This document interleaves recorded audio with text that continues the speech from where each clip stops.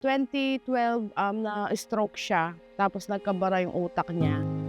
Last year October 31, na-stroke na naman siya tapos humina yung ano niya, yung paa niya. Talagang humina na pati yung sa ano niya, yung memory niya naglo-loss na. So yun, nag-try kami na humingi ng tulong kay Mayor Albayade nang baka sakali lang na makahingi kami ng wheelchair para kay mama.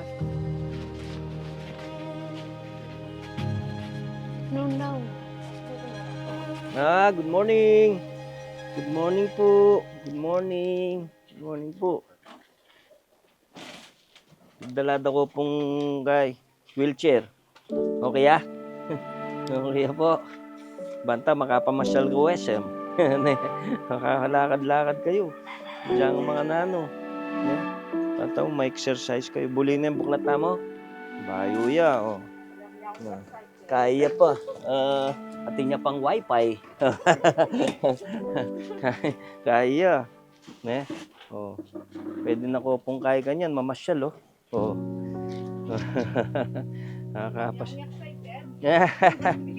Excited kang mag SM ha? Maragulya po sao, kaya kami maragulya okay po ang- kay. Maragulya po talaga sao. Basta po Basta- perang panyaliming wheelchair, kaya tanang po panulo ng maintenance na po.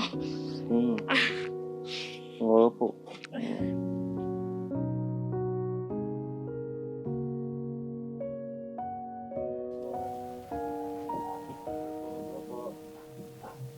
Ingat ka po na. Wah.